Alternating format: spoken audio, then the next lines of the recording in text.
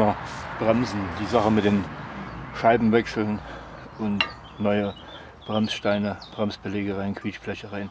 Das wissen ja die meisten, das ist überhaupt kein Problem. Was häufig die Ursache ist, dass so eine Bremsklappe festhängt, ist, dass die beiden Bolzen, die Gleitbolzen, die kann man einfach so rausziehen. Hier ist die Gummimanschette. So sehen die aus, wenn die alt sind. So sehen die aus, wenn die neu sind. Die kann man hier auch runterziehen. Die macht man sauber. Schön mit dem Schleifpad rum, Fett drauf. Und dann gehen die wieder hier rein. Achtet darauf, dass die Manschette hier rüber rutscht, dass das Fett nicht auf die Scheiben tropft. Und dann bewegen die sich hier wunderschön drin. Meistens sind die festgerottet, weil die Manschetten kaputt sind, kommt Staub rein, verbindet sich mit dem Fett, sammelt sich mehr Staub an, der ganze Mist rottet hier drin fest und somit funktioniert das nicht mehr.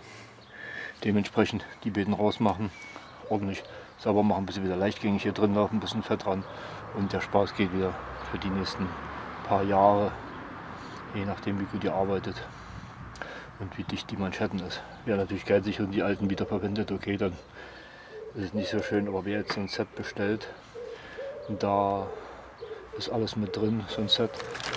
Hier zum Beispiel, da hat man alle Dichtungen bei, hier sind selbst die Kolben bei, dazu gehe ich nochmal gleich näher drauf ein. Da sind die Entlüftungsventile bei, die Lüftungsnippel, sind alle Gummis dabei für die komplette Revision von der Bremszange. Also man kann das Ding komplett zerlegen, alle Dichtungen austauschen. Ist hier für 17 Euro in dem Fall für den Astra alles drin. Ja, so viel dazu. Achtet darauf, dass der frei ist, denn wenn die Zange hier drauf nicht vernünftig arbeiten kann, dann sitzt die fest einseitig oder schief, verkantet sich, dann schleifen die Bremsbeläge runter und dann hat man den Salat. Man hört es häufig, man hat ein leichtes Quietschen beim Fahren. Und dann ist es wieder weg, dann ist es wieder da und man sieht nicht wirklich was.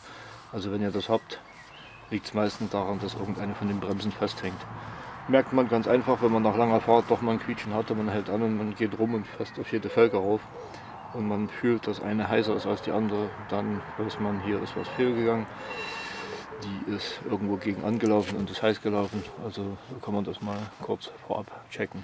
Nicht hundertprozentig, aber meistens ganz gut.